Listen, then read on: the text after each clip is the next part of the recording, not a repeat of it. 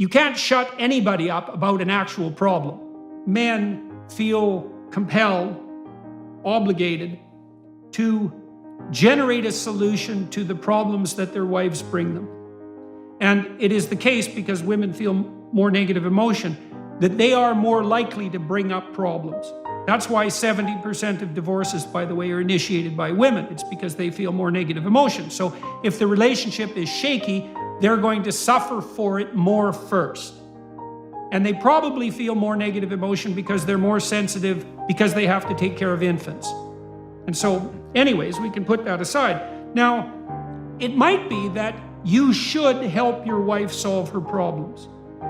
And maybe she's coming to you for that. But one thing you need to understand, and you might understand this as a diagnostician, is, well, do you know what the hell her problem is?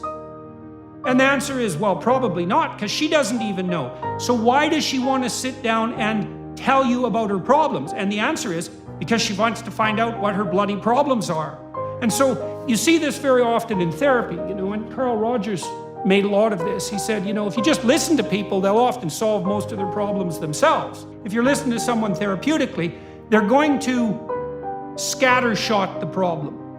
They're going to say, well, it might be this, and it might be this, and it might be this, and it might have something to do with the past, and it might be this, and it's quite a mess as they try to calibrate the real problem. And you have to listen to all of that, and what you'll find is that the person will dispense with most of those hypotheses themselves as soon as they utter them. They'll think, well, here's my problem. No, that's not exactly right. And so now that's off the table. And they'll say, well, it might be this, and here's some reasons for thinking that, but no, it's probably not that. And so what you'll find is the problem space will clear. Now, Rogers also pointed out, and this is very useful, is that one of the things you can do when you're listening, apart from asking questions, which might be, well, I don't quite understand what you meant by that, or you said something 10 minutes ago and it seems to contradict what you just said now, which are just helpful questions. The other thing you can do is summarize. And you could say, well, I've been listening for 10 minutes or 15 minutes, and it seems to me that this is what you said. Is that right? And that people really like that for two reasons. One is you compact all that searching into the gist. And that's a gift you can give someone. And then also, if you hit the target, if you say, yeah, that's exactly what I meant, then they know full well that you've really been listening. And so if you're a man and you're listening to this and you want to know how to deal with your wife when she's presenting you with problems, the first thing is step back a bit and say, look, she probably has to go through the whole problem set, and try not to take that personally. Just listen. And you can summarize and you can ask questions, but mostly you want to find out, well, what the hell's the problem here? Now, you might want to leap to a solution for a bunch of reasons. One is, well, to show that you have a solution. Two is to show you're smarter than your wife, which is a very bad idea. The third is to shut her up so that you don't have to sit there and listen. And that's also a really bad idea, because you can't shut anybody up about an actual problem.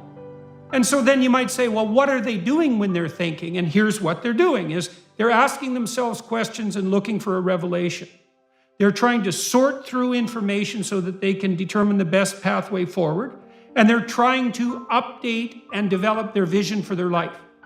And you do that in abstraction to test out the possibilities before you implement them. And so if you give people space to think, which is exactly what you're doing when you're listening, then they try out different versions of themselves so they can experiment with finding the best fit.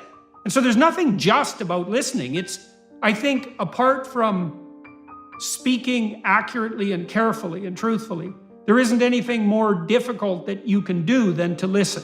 There's nothing that people want more than to be attended to. That's why advertisers spend so much money trying to garner attention. That's why social media companies spend so much money garnering people's attention. Attention is the fundamental currency. And so people love to be attended to. And so you dispense with the idea that you're just listening, is you're watching the other person and you're listening. And then you're attending to yourself and watching and listening, because you'll see that as you focus on the conversation, you pay attention to the conversation, and then you watch what happens inside, and this question comes up, and you say, well, I have this question. And you don't evaluate the question, not if you're deeply engaged in the conversation, you just lay it out. And you draw the person out. And you see, well, I don't quite understand what you said there. Or it seems to me that this is a different way of looking at it. What do you think of that? The questions have to be honest. But if you pay focused attention and you ask genuine questions, you've got like 90% of social skill nailed. Ignored things grow in the darkness outside the city until they become monstrous and break down the walls. And so you think, well, I'm afraid of listening, I'm afraid of hearing the problems. And that's fair enough. It's no wonder you're afraid. But you're nowhere near afraid enough of not doing that, because that's a bloody catastrophe. That'll be a bomb that'll go off in 10 years and blow up your marriage. You'll find out that your wife had an affair because, well, for her own reasons and because you didn't pay any attention to her for like 15 years. And then you think, well, I was afraid to pay attention. And yeah, fair enough. But now look where you are.